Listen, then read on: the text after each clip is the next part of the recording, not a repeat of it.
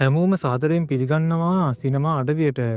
අඳුරේ සිටගන්න නින්ජාකරුන් මුළු ලෝකයෙන් බය කරන්නේ කොහොමද කියලා බලන්න කැමතිනම් මතකතුව අද කතාව ඉවර වෙනකම්ම බලන්න. මනුෂ්‍ය වර්ගයා වෙනුවෙන් එක මිනිහෙක් තමන්ගේ ක්ලෑන් එකටම විරුද්ධ වෙන මේ කතාවේ නම තමයි නින්ජා ඇසසින්ස්. කතාව ආරම්භ වෙන්නේ වයසක මනුස්සයෙක්ගේ ටැටූ ෂොප් එකකින්. ටැටූ ෂොප් එකට ආපු මැරකල්ලියක නායකයාගේ පිටේ මේ වයසක මනුස්සයා ටැටූ එකක් ගගහා ඉද්දී එතෙන්ට ලියුමක් අරගෙන මේ මැර කණ්ඩායමේ එක්කෙනෙක් එනවා.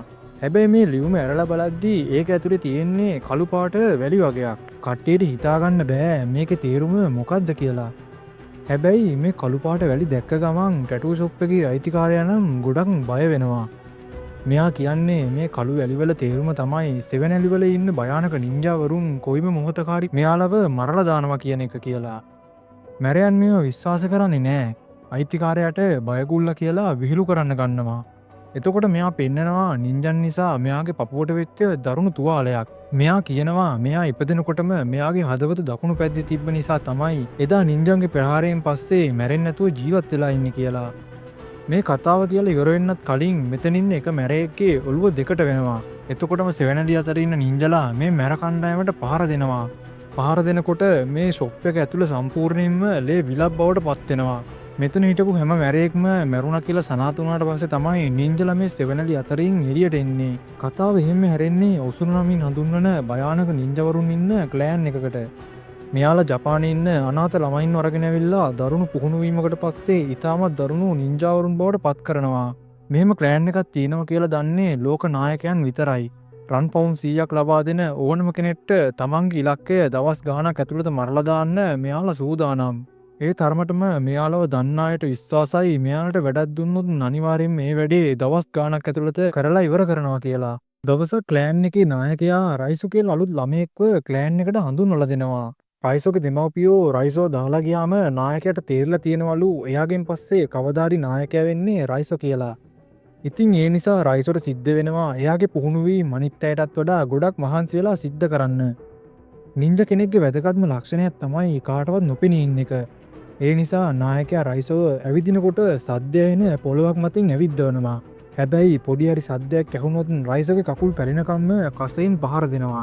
මේ ඇතිවලා තියෙන තුවාලය නිසා රයිසෝට නිදාගන්න බෑ. මෙතන ඉන්න එක කිරිකෝ කියලා ගැහැණු ළමයෙක් රයිසෝගේ තුවාල වලට තමන් ගාව තියෙන බෙහෙත් දානවා.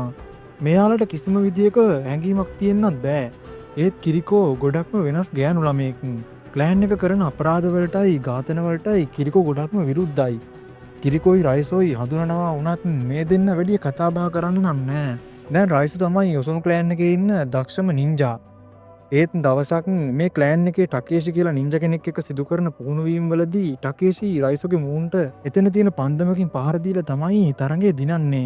මේක නීති විරෝධී වුණත් නායකයා ටකේෂිට මුකුත්ම කියන්නේ නැතුව රයිසෝට වෙනවදිනවා දුර්වලයෙක් කියලා.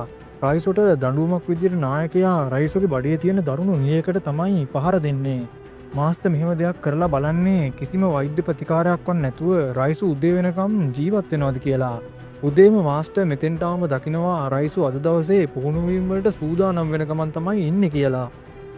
මාස්ටර්ට මේක දැකලා රයිසු ගැන ගොඩක් ආඩම්බර හිතෙනවා. ටික කාලයක් ඇද්දී රයිසු ක්ලෑන් එකේ ඉන්න දක්ෂම නින්ජා බවට පත් වෙලා තමන්ගේ ඇස් දෙක බැඳගෙන වුණත් ප්‍රතිවාදියාව ලේසියෙන්ම පරාජය කරන්න දැන් රයිසුට පුළුවන්. කිරිකෝත් රයිසෝ ගැන ගොඩක් ආඩම්බර වුණත් මේ ක්ලෑන් එකේ වැඩ ගැන නම් ගොඩක් කලකිරීමෙන් තමයි ඉන්නේ. රයිසෝ ගොඩක් බය වෙලා ඉන්නේ මාස්ටර් මේ ගැන දැනගත්තොත් කිරිකෝ මරලා දායි කියලා. දවසක් පුහුණු වීම කරන අතරතුරේදී මාස්ටර් කිරිකෝට බ්ලේඩ් එකක් දීලා කියනවා තමන්ගේ ප්‍රතිවාදියාට මේකෙන් පහර දෙන්න කියලා. හැබැයි කිරිකෝ මේ වැඩේට කැමති වෙන්නේ නැහැ. ඒ නිසා මාස්ටර් මේකට දඬුවමක් විදියට ඇගේ මූණ කපලා කෝඩුවක ඉර කරලා දානවා. ටික දවසකට පස්සේ කිරිකෝගේ දඬුවම ඉවර වුණාම මෙයාට ඕන වෙලා තියෙනවලු මෙතනින් පැනලා යන්න. කිරිකෝ රයිසෝගෙන් ඉල්ලීමක් කරනවා තමන් එක්ක එන්න කියලා. ඒත් රයිසෝ ක්ලෑන් එකේ නීති රීති කඩන්න බැරි නිසා මේ ඉල්ලීම ප්‍රතික්ෂේප කරනවා. කිරිකෝ මෙතනින් පැනලා එළියට ගියත් එළියේ ඉන්න නින්ජලා ඇයව අල්ලගෙන ආපහු අරගෙන එනවා. මේකට දඬුවමක් විදියට කිරිකෝ කණුවක ගැට ගහලා ඇයගේ හදවතටම කඩුවකින් අනිනවා. රයිසෝගේ හිත කොච්චර බිඳී ගියත් ක්ලෑන් එකට තියෙන පක්ෂපාතී කම නිසා එයාට මුකුත්ම මේකට කරන්න ඉතුරු වෙන්නේ නැහැ. කතාව එහෙම ගමන් කරන්නේ වර්තමානයේ බර්ලින් නුවරට. අධිකරණ වෛද්‍ය පරීක්ෂකයෙක් වන මිකාට පුළුවන් වෙලා තියෙනවා ලෝකයේ මෙහෙම ප්ලෑන් එකක් තියෙනවා කියලා සාක්ෂි හොයා ගන්න. මෙයා මේ ගැන මැස්ලෝ කියලා ඉහළ නිලධාරියෙක්ව දැනුවත් කරත් එයා පිළිගන්නේ නෑ මෙහෙම ප්ලෑන් එකක් තියෙනවා කියලා. හැබැයි මිකා මෙතනදී ඔප්පු කරනවා ලෝක නායකයන් ගොඩක් මුදල් වියදම් කරද්දී එහා පැත්තෙන් තවත් ප්‍රසිද්ධ පුද්ගලයෙක් මැරෙනවා කියන එක. මේ නිසා මේ ගැන උනන්දුවක් ඇති වුණ මැස්ලෝ තීරණය කරනවා තවදුරටත් මේ ගැන හොයලා බලන්න. මෙයාලට තව ටිකක් මේ ගැන විමර්ශනය කරද්දී හොයාගන්න පුළුවන් වෙනවා තවත් කෙනෙක් මේ ගැන මීට කලින් වාර්තා කරලා තියෙනවා කියලා. මේ කෙනා දිගින් දිගටම ප්ලෑන් එක ගැන කරුණු අනාවරණය කරකද්දී එයාව ජොබ් එකෙන් අයින් කරලා දාලා අවුරුන්නෝ විසින් හරිම පුදුම විදියට ඝාතනය කරලා මරලා දාලා තියෙනවා. රයිසෝ ජීවත් වෙන්නෙත් බර්ලින් නුවරමයි. රයිසෝ තාම තමන්ගේ පුහුණුවීම් නම් නවත්තලා නෑ. දවසක් මෙයා ලොන්ඩරියට ගියාම එතනින්න ගෑනු කෙනෙක් රයිසෝ එක්ක බලෙන්ම වගේ කතා කරන්න ගන්නවා. හැබැයි රයිසුට තේරෙනවා මේ ඉන්නේ නින්ජ කෙනෙක් කියලා. එතකොටම මේ දෙන්න අතර දරුණු සටනක් ආරම්භ වෙනවා. ලොන්ඩරියේ අයිතිකාරයා මෙතෙන්ට ඇවිල්ලා බලද්දී ඒ කාන්තාවගේ ඇඟේ කොටස් මෙතන තියෙන මැෂින් එකක් ඇතුලේ තියෙනවා තමයි දකින්න ලැබෙන්නේ.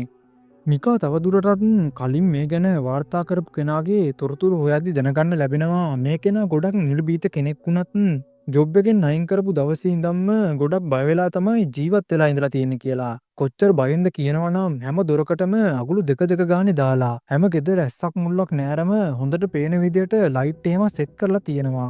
හැබැයි එක රාත්‍රියකදී ලයිට් නිවෙනවත් එක්කම ඉතාමත් අබිරහස් විදියට කවුරුන් හෝ විසින් යාව මරලා දාලා තියෙනවා. පහුවදා මිකාගේ ඔෆිස් එකට ඉහළ නිලධාරියෙක් එනවා මොකද්ද මේ කරන පරීක්ෂණය කියලා බලන්න. එදා රෑ වැඩ ඉවර වෙලා මිකා ගෙදර එද්දී ගෙදර කරන්ට් එක ගිහිල්ලා මිකා පොඩි ටෝච් එකකුත් අරගෙන ගේ ඇතුළ පරීක්ෂා කරද්දී හැංගිලා හිටපු නින්ජා කෙනෙක් මිකාට පහර දෙන්න ගන්නවා. ඒත් පුදුමෙට කාරණාව නම් මෙතනින් මතුවුණු රයිසෝ ඒ නින්ජාව මරලා දාලා මිකාව බේර ගන්නවා. කතාව ආයෙමත් ඇරෙන්නේ අතීතයට. මාස්ටර් විසින් රයිසෝ තමන්ගේ පළවෙනි ඉලක්කය ලබා දීලා රයිසෝ තමන්ගේ හිතේ තියෙන තරහා යනකම්ම මේ මනුස්සයව හරිම අමානුෂික විදියට මරලා දාලා එනවා මාස්ටර්ව හම්බ වෙන්න. හැබැයි රයිසෝ එකපාරටම මාස්ටර්ට තමන්ගේ ආයුධයෙන් පහර දීලා මූණ කපලා දානවා. අනික් නින්ජලා රයිසෝට ගහන්න එද්දිම එයාට පුළුවන් වෙනවා බිල්ඩිමෙන් පහළ තියෙන පූල් එකකට පැනලා ජීවිතේ බේරගන්න. රයිසෝ එදා ඉඳන් තීරණය කරලා ඔසුණු ප්ලෑන් එකේ වැඩවලට විරුද්ධ වෙන්න. රයිසෝ මිකාට කියනවා ඉක්මනට ඇඳුම් මාරු කරගන්න කියලා. මොකද නින්ජලා මෙයාලගේ සුවඳ පස්සෙන් හඹාවිල්ලා තමයි මෙයාලව අල්ලගන්නේ. මැස්ලට කෝල් එකක් දීපු මිකා කියනවා තමන්ට වෙච්ච සිද්ධිය. ඉතින් යාළුවනේ ඔයාලා මේ වීඩියෝ එක තාමත් බලනවා නම් පහළ තියෙන subscribe button එකත් ඔබලා අපේ සිනමා අඩවිය channel එකත් එක්ක දිගටම එකතු වෙලා ඉන්න කියලා ආරාධනා කරනවා. හරි එහෙනම් අපි ආපහු යමු වීඩියෝ එකට. හැබැයි මැස්ලොට ඉහළ නිලධාරීන් විසින් නන කරලා තියෙනවා රයිසෝ අල්ලගන්න කියලා. ඒ නිසා මැස්ලෝ කියනවා රයිසෝවත් එක්කගෙන ඉක්මනට තමන් ඉන්න තැනට එන්න කියලා. මිකා රයිසෝ මෙතෙන්ට එක්කන් ආවට පස්සේ හැංගිලා හිටපු පොලිස් නිලධාරීන් රයිසෝ අත්අඩංගුවට ගන්නවා. ඊට පස්සේ රයිසෝ සැඟවිලා තියෙන බන්ධනාගාරයකට අරගෙන ගිහින් එයාගේ ඇඟටම දන්වැල් දානවා. ඊට පස්සේ එයාගේ වටේට ලයිටුත් පත්තු කරනවා.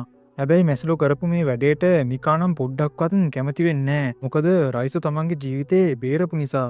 මිකා රයිසෝ හම්බ වෙන්න ගියාම රයිසෝ මිකාට කියනවා නින්ජලා දැනටමත් මග එනවා ඇති කියලා.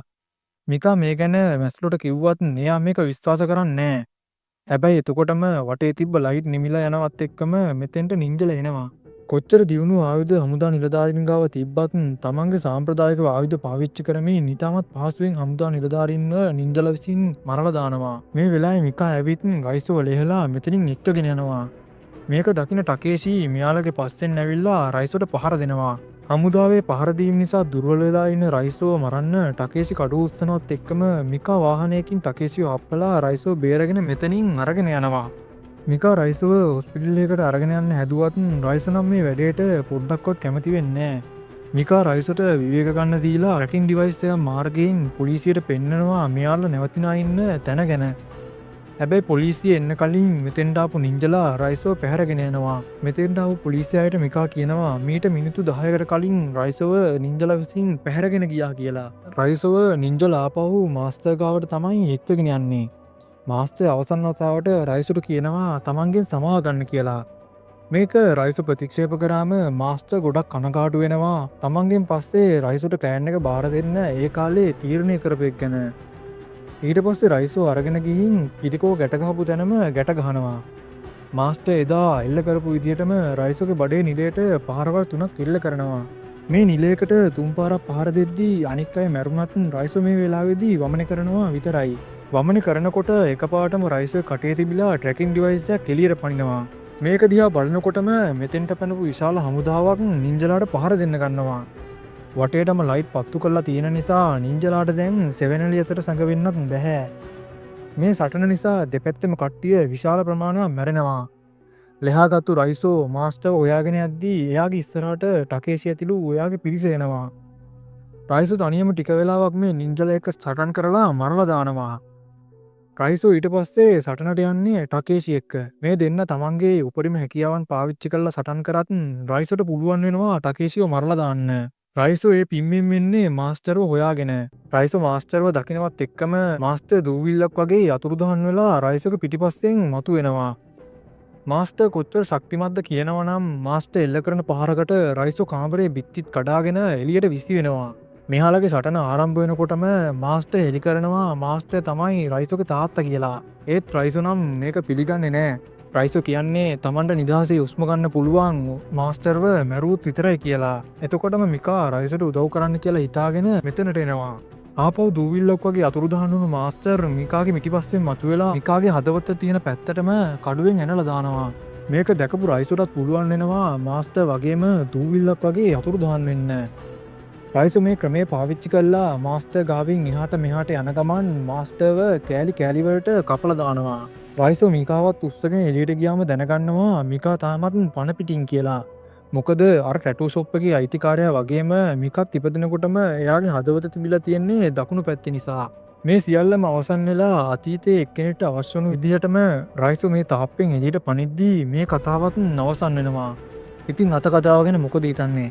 මේ වගේ සුපිරි මූවිස් දිගටම බලන්න ඕන නම් මතක ඇතුව channel එක subscribe කරලා notification button all දාලා තියාගන්න.